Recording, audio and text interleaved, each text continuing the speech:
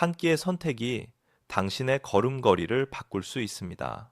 식당에서 맛있게 보이는 고기 한 점, 날것에 가까운 육회 한 접시, 어쩌면 평생 겪지 못할 문제의 시작일 수 있습니다. 50대, 60대, 70대가 되면 우리 몸은 더 느려지고 회복 능력은 떨어집니다. 감염 한 번이 단순한 설사로 끝나지 않고 어느 날 아침 갑자기 다리가 무거워 걷기 힘들어지고 하반신 감각이 떨어져 병원 침대에 누워야 한다면 그런 일이 실제로 일어나고 있습니다. 최근 한국의 여러 병원에서 식당에서 먹은 음식과 연관된 감염 후 신경계 합병증 사례가 보고되고 있으며 일부는 길랑발해 증후군 같은 하반신 마비로 이어지기도 합니다. 식중독과 기생충, 덜 익은 고기에서 오는 세균성 감염은 노년층에서 더 심각한 결과를 낳습니다. 이 글에서는 어떤 음식들이 위험한지, 왜 우리의 신경이 손상되는지, 서울대병원, 아산병원,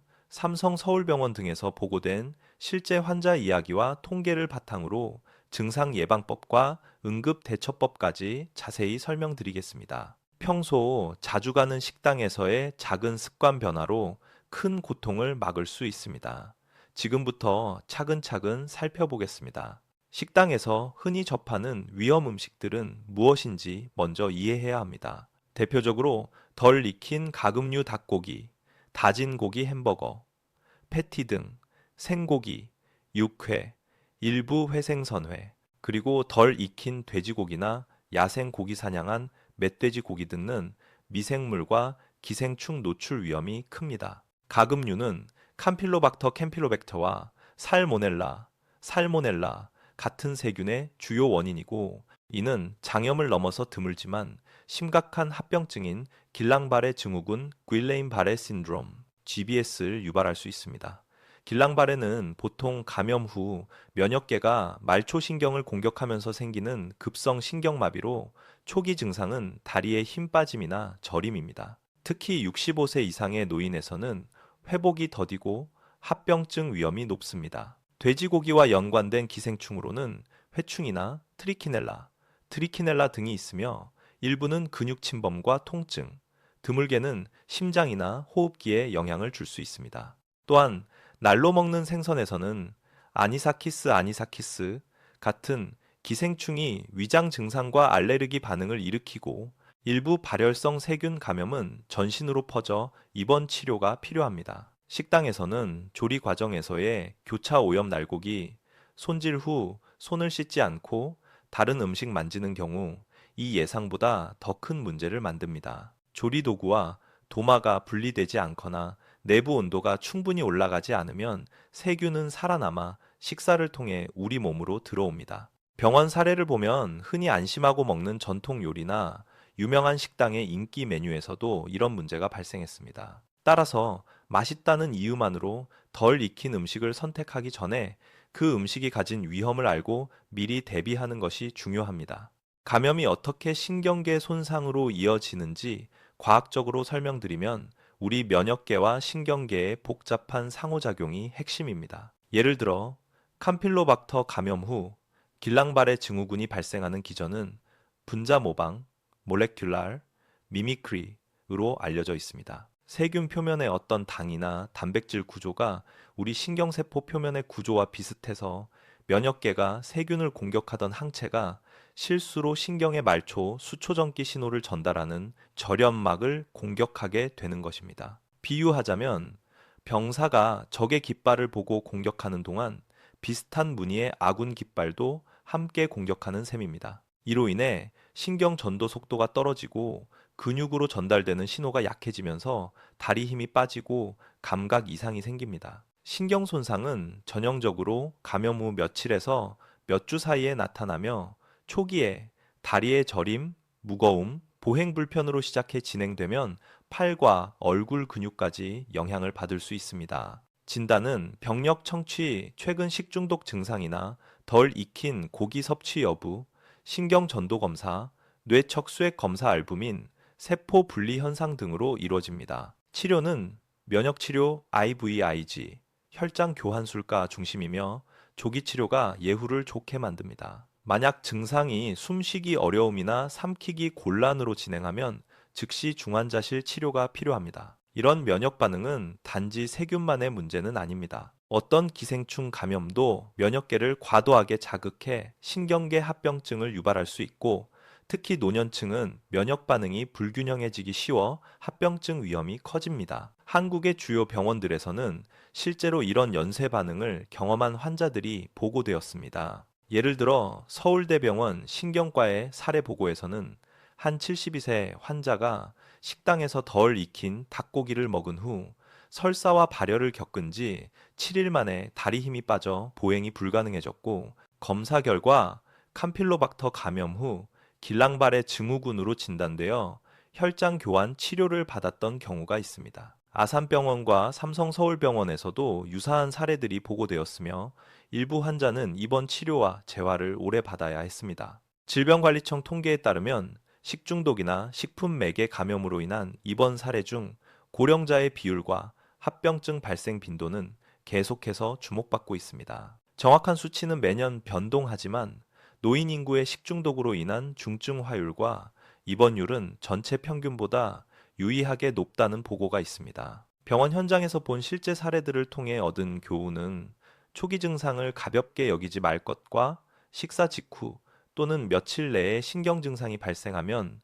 즉시 의료진을 만나야 한다는 것입니다. 또한 치료가 늦어질수록 회복이 늦고 후유증이 남을 확률이 높아 조기 발견과 신속한 치료 개입이 예후를 결정짓습니다. 기생충 감염은 특히 덜 익힌 육류와 관련되어 있습니다. 한국에서 과거보다 감소했지만 여전히 완전히 무시할 수 없는 위험입니다. 돼지고기와 관련된 돼지회충과 트리키넬라 감염은 구충제 치료로 호전될 수 있으나, 근육 침범이 심하거나 심장호흡기 합병증이 있는 경우에는 입원 치료와 집중적인 관리가 필요합니다. 트리키넬라 감염의 경우 초기에는 설사와 복통이 나타나고 이후 근육 통증, 발열, 부종, 피로감이 심해지는 경향이 있어 고령자에게는 체력 저하로 이어질 수 있습니다. 게다가 신경계 합병증이 동반될 경우 보행 어려움과 마비 증상이 나타날 수 있어 주의해야 합니다. 생선이나 포축류, 간흡충 등의 경우 간이나 폐, 드물게는 뇌에 침범하면 장기 기능 저하와 신경학적 증상을 유발할 수 있습니다. 서울 소재의 대학병원 소화기 내과와 감염내과 기록을 보면 전통적인 생선의 문화로 인해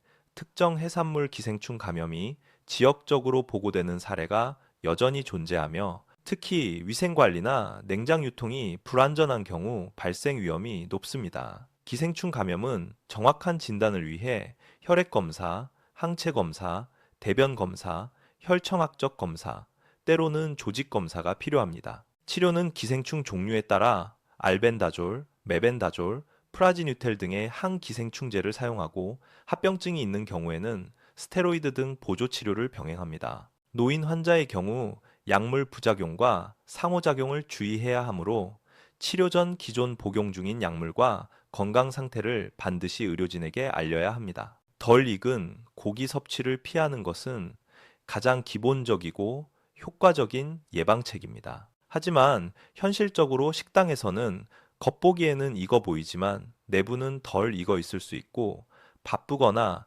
인기 많은 식당에서는 조리 과정에서의 주의가 부족할 때가 있습니다. 안전한 조리 온도에 대한 지침을 기억하면 좋습니다. 일반적으로 가금류 내부 온도는 최소 74도, C165도 이상이 되어야 하며, 돼지고기와 스테이크류는 63도 C 145도 이상에서 일정 시간 휴지를 둬야 안전합니다. 다진 고기는 내부까지 완전히 익혀야 합니다. 한국의 보건당국과 식품안전 가이드라인에서도 이런 온도 기준을 권장합니다. 그러나 개인이 식당에서 주문할 때는 온도계를 사용할 수 없으므로 레어나 미디움 레어처럼 덜 익힌 상태로 제공되는 고기류는 되도록 피하는 것이 안전합니다. 또한 생선회나 육회 같은 생음식은 특별한 경우를 제외하고는 고령자와 면역 저하 환자에게 권하지 않습니다. 식당을 고를 때 위생 등급, 주방의 청결 상태, 손님 후기에 나타난 음식으로 인한 문제, 사례 등을 살펴보는 것도 도움이 됩니다. 특히 한 끼라도 증상이 있던 음식점이나 주변에서 식중독 의심 사례가 보고된 곳은 피하는 것이 안전합니다. 한국의 일부 대형 병원과 보건소에서는 고위험 메뉴에 대한 안전 조치를 권장하고 있으니 가족이나 보호자와 함께 외식할 때는 미리 메뉴 선택에 대해 상의하는 습관을 들이세요.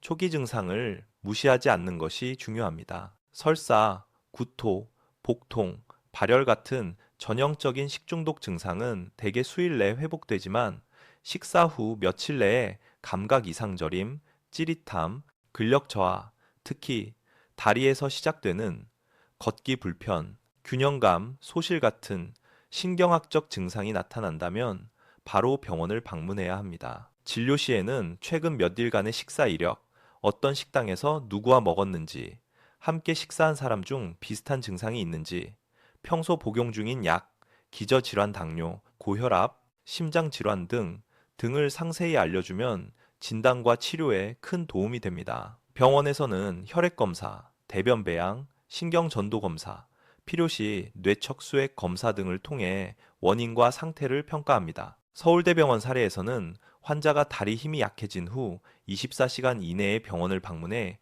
조기 면역 치료를 받아 회복 속도가 훨씬 빨랐다는 보고가 있어 빠른 진단과 개입의 중요성이 강조됩니다.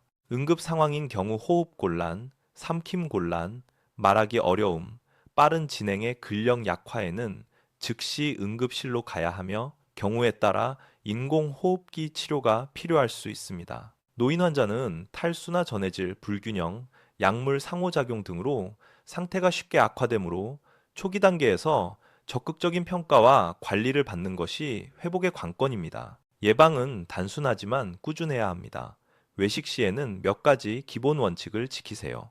첫째, 덜 익힌 고기나 생식 메뉴는 가급적 피합니다. 둘째, 식당의 위생 상태를 관찰하세요. 주방이 청결하고 직원들이 위생 장갑을 착용하거나 손을 자주 씻는지, 도마와 칼 등 조리 도구가 분류되어 있는지 확인해 보세요. 셋째, 개인 위생을 지키세요. 외출 후나 식사 전에 손을 씻는 것은 가장 기본적인 예방책입니다. 넷째, 대중적인 뷔페나 셀프 서비스의 경우 음식이 오랫동안 상온에 방치되어 있는지 확인하고 가능한 경우 따뜻한 메뉴는 따뜻하게, 차가운 메뉴는 차갑게 유지되는지 살펴보세요. 다섯째, 가족이나 지인과 외식 중에 이상 증상을 경험한 사람이 있으면 해당 식당 방문을 자제하고 보건당국에 신고하는 것도 공중보건 차원에서 도움이 됩니다. 또한 노년층은 만성질환으로 인해 면역력이 약할 수 있으므로 회식이나 외식 자리에서 다른 사람보다 더 보수적으로 메뉴를 선택하는 것이 안전합니다. 병원 감염내과 전문의들은 작은 주의가 큰 결과를 바꾼다고 권합니다. 실천 가능한 예방 수칙을 생활화하면 식중독과 그로 인한 심각한 합병증의 위험을 상당히 낮출 수 있습니다. 증상이 발생했을 때 가정에서 할 수 있는 응급처치와 의료기관 방문 시 유의사항도 중요합니다. 먼저 설사와 구토로 인한 탈수 위험을 줄이기 위해 소량의 수분을 자주 섭취하세요. 이때 전해질 보충용 음료, 경구용 수분 보충제가 도움이 됩니다. 고령자는 탈수로 인해 혈압 저하와 신장 기능 악화가 빨리 올 수 있으므로 특별히 주의해야 합니다. 갑작스러운 근력 약화나 감각 이상이 있으면 스스로 운전해서 병원에 가지 말고 가능한 누군가와 함께 가거나 응급의료 서비스를 이용하세요. 병원에서는 진단을 위해 여러 검사를 시행하므로 검사 전에 최근 식사 내용과 시간, 같은 음식을 먹은 사람들의 증상 여부를 정확히 전달하는 것이 중요합니다. 또한 평소 복용하는 약, 특히 항응고제나 면역 억제제를 알리는 것도 중요한 정보입니다. 길랑발의 의심 시 신경 전도 검사와 뇌 척수액 검사가 필요하며 검사 결과에 따라 IVIG나 혈장 교환을 신속히 시작할지 결정합니다. 기생충 감염 의심 시에는 대변 검사, 혈청 검사, 초음파나 CT 등 영상 검사를 통해 기생충의 위치와 침범 정도를 평가하고 항기생충제와 필요시 스테로이드 치료를 병행하게 됩니다. 치료 후에는 재활 치료가 필수적입니다. 근력 회복과 보행 재학습을 위해 물리치료와 작업치료를 통해 활동성을 회복시키는 과정이 중요합니다. 노년층 환자의 재활과 회복은 단순히 약물로 끝나지 않습니다. 입원 치료 후에도 근력과 균형을 회복하기 위해 전문 재활 치료가 필요합니다. 서울대병원 재활의학과 사례에서는 길랑발해 후 보행이 불가능했던 68세 환자가 체계적인 물리치료와 근력 강화 운동, 보행 훈련을 통해 몇 달 만에 독립 보행을 회복한 경우가 보고되어 있습니다. 재활 계획에는 근력 강화, 관절 가동성 회복, 균형 훈련, 일상생활 동작 회복, 훈련 옷 입기, 화장실 이용 등이 포함되어야 합니다. 가족의 지원과 환경 개선 미끄럼 방지, 보조기구 설치 등도 중요합니다. 특히 고령자는 낙상 위험이 크기 때문에 가정에서의 안전 점검, 바닥 미끄럼, 방 안의 장애물 제거, 화장실 손잡이 설치 등을 통해 추가적인 부상을 예방해야 합니다. 재활은 꾸준함이 성패를 좌우합니다. 초기에는 매일 소규모의 목표를 세워 점진적으로 난이도를 올리고 장기 목표로 독립적인 생활 복귀를 설정하세요. 병원에서는 영양 관리와 심리적 지원도 함께 제공하는데 회복 과정에서의 우울감과 불안은 재활 의욕을 떨어뜨릴 수 있으니 전문가의 상담을 병행하는 것이 효과적입니다. 가족과 보호자가 알아야 할 점들도 많습니다. 노년층은 증상 호소가 늦어지는 경향이 있고 통증이나 불편함을 나이 탓으로 치부하는 경우가 흔합니다. 가족이 평소 식습관을 관찰하고 외식 후 이상 증상이 있는지 세심히 확인하는 것이 중요합니다. 또한 고령 환자가 평소 복용하는 약, 특히 당뇨약, 혈압약, 항응고제, 면역 억제제 등은 감염의 위험과 증상에 영향을 줄 수 있으므로 의료진에게 정확히 알리는 것이 필수입니다. 외식할 때 음식 선택을 도와주고 덜 익힌 음식의 위험을 설명해 함께 안전한 메뉴를 고르는 습관을 들이면 좋습니다. 노인 대상 커뮤니티나 경로당에서도 식생활 교육을 강화해 집단 식중독 예방과 조기 증상 확인이 가능하도록 하는 것이 바람직합니다. 실제로 지역 보건소와 병원이 협력해 고령자 대상 교육 프로그램을 운영한 결과 외식 후의 이상 증상을 조기 신고하는 비율이 증가해 심각한 합병증 발생률이 감소한 사례가 보고된 바 있습니다. 가족의 작은 관심과 개입이 노인의 건강과 생명을 지킬 수 있습니다. 식품 안전과 관련된 최근 연구와 병원 통계를 간단히 요약하면 한국에서의 식중독 사례는 해마다 변동이 있지만 고령층의 중증화 비율은 점차 주목받는 지표입니다. 질병관리청 자료에 따르면 식품 매개 감염으로 인한 집단 발생과 개인 사례 모두 지속적인 관찰 대상이며 특히 닭고기와 가공육, 생식 문화와 관련된 사례가 반복적으로 보고됩니다. 병원 연구에서는 캄필로박터 감염 후 길랑바레로 진행한 사례들이 학술지에 증례 보고로 올라오고 있으며 치료와 조기 재활이 환자 예후를 좌우한다는 공통된 결론이 있습니다. 또한 항생제 사용의 부적절성과 교차 오염을 줄이기 위한 식당 주방의 위생 관리 강화, 소비자 교육의 필요성이 계속 제기되고 있습니다. 최근 몇 년간 대형 병원 감염내과와 지역 보건기관의 협력으로 고위험 메뉴 표기와 요리 온도 준수 캠페인이 진행되었고, 이로 인해 일부 지역에서는 관련 식중독 발생률이 감소한 긍정적 사례도 있습니다. 하지만 여전히 노인들이 선호하는 일부 전통 메뉴는 조리 방식 때문에 위험을 내포하고 있으므로 지속적인 교육과 감시가 필요합니다. 실제 환자 사례를 통해 경각심을 높이고자 합니다. 한 75세 여성 환자는 유명한 지역 식당에서 육회를 먹은 뒤 며칠간 설사와 체력 저하를 느꼈지만 단순 소화불량으로 생각했습니다. 그러나 일주일이 지나면서 다리에 힘이 빠져 쓰러질 것 같은 증상이 나타났고 가족의 권유로 병원을 찾았더니 이미 말초신경의 기능이 저하된 상태였습니다. 검사 결과 기생충 감염보다는 세균성 감염 후 면역 반응에 의한 신경 손상으로 판단되어 즉시 IVIG 치료와 입원 재활을 받았습니다. 치료 후 근력은 회복됐지만 완전한 회복까지는 수개월이 걸렸고 그 사이 일상생활의 많은 부분이 가족의 도움을 필요로 했습니다. 이러한 사례는 한 번의 식사가 얼마나 큰 영향을 주는가를 잘 보여줍니다. 또 다른 사례로는 68세 남성이 닭고기, 회일명 닭회를 먹은 뒤 극심한 설사와 발열을 겪고 며칠 후 서서히 다리 힘이 빠져 기랑보행을 할 수 없게 된 경우가 있는데, 이 환자는 캄필로박터가 원인으로 추정되어 혈장 교환술과 집중 재활 치료를 통해 부분적 회복을 이뤘습니다. 이처럼 환자들의 이야기는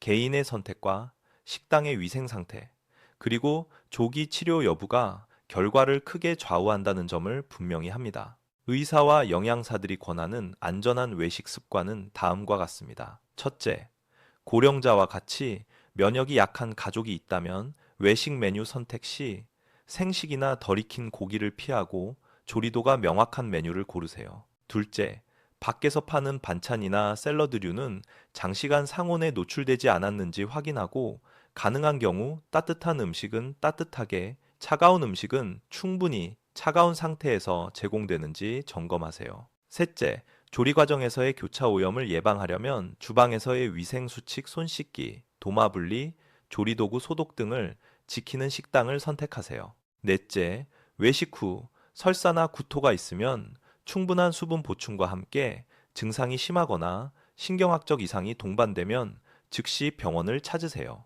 마지막으로 평소 건강검진을 통해 면역 상태와 만성질환 관리를 잘 해두면 감염 후 합병증 발생 시 예후가 좋아질 가능성이 큽니다. 영양사의 조언에 따르면 단백질, 비타민, 전해질 균형을 유지하는 것은 감염 후 회복을 돕는 중요한 요소입니다. 식사 패턴에서 균형을 유지하고 외식은 가끔 즐기되 안전한 선택을 하는 습관을 들이세요. 공공보건 차원에서 소비자가 할 수 있는 일도 있습니다. 식당에서 문제가 발생했다고 의심되면 주저하지 말고 보건소나 질병관리청에 신고하세요. 집단 식중독의 조기 발견은 빠른 역학조사와 문제 해결로 이어져 더 큰 피해를 예방할 수 있습니다. 또한 지역사회에서 식품안전 교육 프로그램에 참여해 위험 메뉴와 안전한 조리법을 배우는 것도 권장됩니다. 일부 지자체에서는 고령층을 위한 외식 안전 교육과 위생 등급 알림 서비스를 제공하고 있으니 지역 보건소에 문의해 보세요. 병원들은 이러한 교육과 신고 시스템이 활성화되면 중증 합병증 사례를 줄일 수 있다고 보고합니다.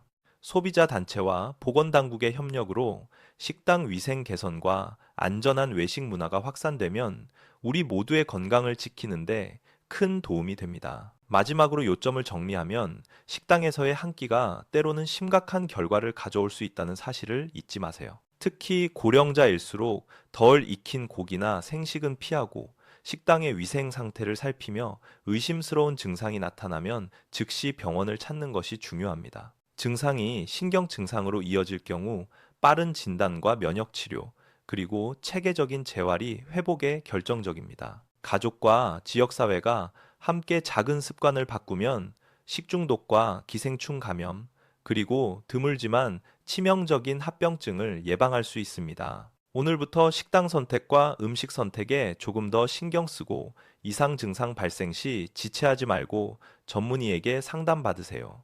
건강은 작은 습관에서 시작됩니다. 오늘부터 실천하세요.